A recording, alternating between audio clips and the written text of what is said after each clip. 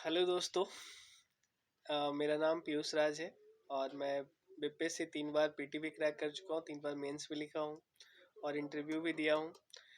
और फिलहाल मैं ये वीडियो बनाने का मकसद मेरा ये रहा है कि बहुत सारे बच्चे क्वेरी लेके आते हैं कि भैया 12th के बाद क्या करें।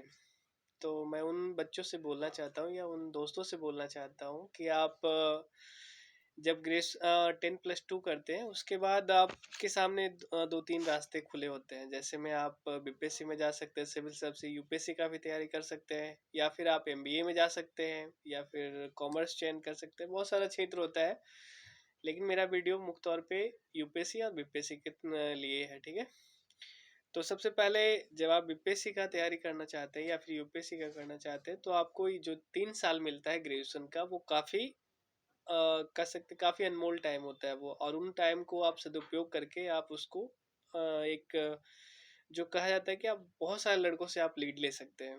जैसे हम लोग भी क्या हुआ कि हम लोग भी जैसे सब्जेक्ट, आज हम लोग को फिर से वही सारी चीज़ें पढ़ना पड़ रहा है। ठीक है, पहले क्या होता था कि अब डायरेक्ट पता नहीं था। अब पता नहीं होने की वजह से क्या हुआ कि सब्जेक्ट हम लोग फिर से बोला गया कि ज्योग्राफी पढ़िए, एनसीईआरटी का सारा बुक पढ़िए, एनसीईआरटी पढ़िए, ज्योग्राफी पढ़िए, हिस्ट्री पढ़िए, पॉलिटी पढ़िए। लेकिन आपको गाइड करने से क्या होगा कि आपको चीज़ें समझ में आने लगेगी अभी से।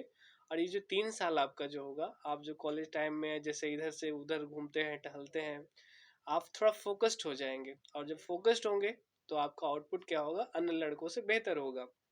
और अब तैयारी के लिए जो 2 कदम आप अन्य लड़कों से थोड़ा आगे निकल जाएंगे। ठीक है, पहला बात तो ये हो गया। दूसरा ये हो गया कि जब आप सब्जेक्ट में चयन क्या करेंगे। सब्जेक्ट में चयन को लेके आप में ये देखना होगा कि जब आप 10th किए, 11th किए, उसके बाद 12th में आए, इन 3 सालों में आपको जरूर ये तो पता चल ही गया होगा कि आप किस सब्जेक्ट में ज़्यादा कंफर्टेबल हैं। तो पहली बात तो ये हो गया कि आप कंफर्टेबल किस में है, वो आपको पता चल गया होगा। या फिर नहीं भी पता चला होगा तो आप देखिएगा कि आपको पढ़ने में रुचि किसका आ रहा है। तो आप अपनी रुचि के अनुसार से आप ज्योग्राफी ले सकते हैं, हिस्ट्री ले सकते हैं, पॉलिटी ले सकते हैं, चाहे तो साइंस भी ले सकते हैं, डजेंट मैटर। उसके बाद क्या है, इन सारी चीज़ें के बाद क्या होगा, जब आप पीटी देंगे, चाहे आप बीपीएससी का पीटी दे रहे हो या फिर यूपीएससी का पीटी दे रहे हो, इन दोनों चीज़ों में एक चीज़ कॉमन होता है कि आपसे सारे सब्जेक्ट से क्वेश्चन आता है। चाहे वो ज्योग्राफी हो, history, polity, science, physics, chemistry, bio, इन सारे सब्जेक्टों से आपका क्वेश्चन एराइज होता है। वो 100 क्वेश्चन होगा, बीपीएससी 150 क्वेश्चन एराइज करती है। तो बीपीएससी में 150 क्वेश्चन मिलेगा और यूपीएससी में 100 क्वेश्चन आता है।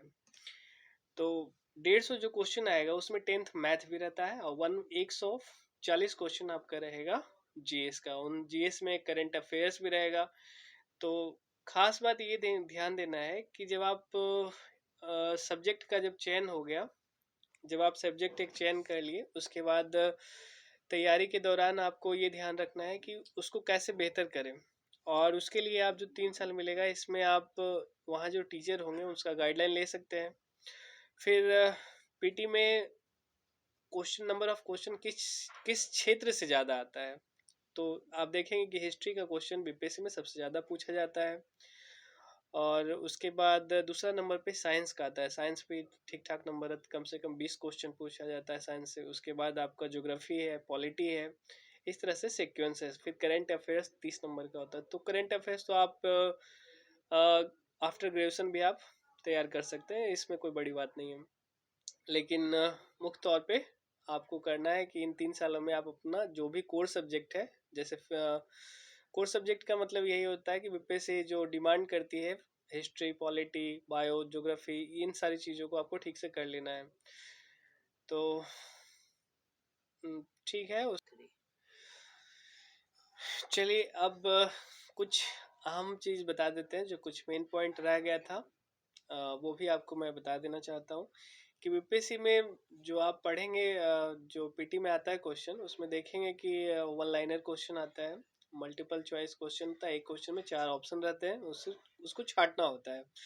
तो जब आप ग्रेजुएशन में पढ़ रहे होते हैं, वहाँ पे सारी चीज़ें आपको जो मिलेगा वो किताब फॉर्मेट में मिलेगा। ठीक है, तो किताब फॉर्मेट में क्या होता है कि आप उसको एलिमिनेट करने का तरीका आपको सीखना होगा। जब आप पीटी में देंगे तो वहाँ पे जब 4 ऑप्शन आएगा तो आपको ऐसा लगेगा कि चारों मैं जान रहा हूँ लेकिन कौन सा टिक मारना है, ये थोड़ा सा कन्फ्यूजन उत्पन्न होता है। तो इसके लिए कुछ किताबें हैं, मैं अभी से आपको गाइड करना चाहूँगा कि आप चाहे तो अगर इच्छा है तो ले सकते हैं, अगर इच्छा ना हो तो कोई ज़रूरत नहीं है इसका। फिलहाल एक ये है, देखिए घटना चक्र का सीरीज आता है, इसमें पॉलिटिक आता है, ज्योग्राफी का आता है, इकोनॉमिक्स का आता है, फिर आपका साइंस का भी आता है। ये जो मुख्य 3 4 5 सब्जेक्ट हैं, ज्योग्राफी, इकोनॉमी, साइंस हो गया, इन सारी चीज़ों को आप ले सकते हैं और इन सारी चीज़ों को लेके आप अपना तैयारी को कर सकते हैं। और रहा एक चीज़, ये प्रीवियस ईयर्स क्वेश्चन इसमें रहता है, इसको आप देखने से आपको सारा कुछ पता चलेगा कि बीपीएससी में कहाँ से किस सब्जेक्ट से कितना क्वेश्चन उठा रहा है, इसमें बारीकी से लिखा हुआ है। तो इन इन चीज़ों से आप अपने आप को इम्प्रूव। चलिए अब एक और आ गया था यूपीएससी के बारे में कि कुछ बच्चे यूपीएससी में इंटरेस्ट रखते हैं। तो ये है एक मेरे पास ये बुक पड़ा हुआ है, ये मृणाल पटेल का है। आप जब यूपीएससी का तैयारी करेंगे तो इनका नाम ऐसे सुना जाता है जैसे घर घर गली में सुना जाता है, वैसे ही इनका भी नाम हर जगह मिलता है, मृणाल पटेल का। ठीक है, मृणाल का वीडियो देखो, मृणाल का वीडियो देखो, ऐसे करके लोग हमेशा बोलते हैं। तो खास करके इनमें आपको टॉपिक वाइज दिया हुआ है, कुछ क्वेश्चन है, आपको समझने के लिए, अंडरस्टैंडिंग बढ़ाने के लिए अपना ये किताब आप पढ़ सकते हैं। चाहे तो ले सकते हैं, मन है तो लीजिए, दिशा पब्लिकेशन का है, अगर लेना होगा तो ले सकते हैं, नहीं इच्छा है तो कोई दिक्कत नहीं है। लेकिन हाँ, इस तरह से अपने आप को इम्प्रूवमेंट कर सकते हैं, अपने आप को एक दिशा दे सकते हैं अपने तैयारी को। क्योंकि कई बार होता है कि जब हम तैयारी कर रहे होते हैं, हमें पता ही नहीं होता है कि हमें जाना किस ओर है।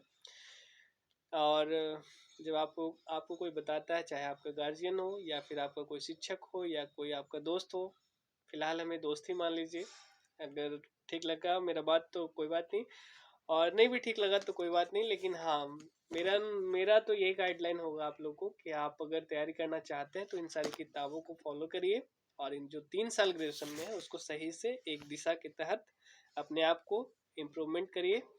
एक एक रूटीन बनाइए, एक सिलेबस बनाइए, और जहाँ तक हो सके खास करके उन बच्चों के लिए जो बीपीएससी या यूपीएससी तैयारी करते हैं, वो सिलेबस जरूर रखें।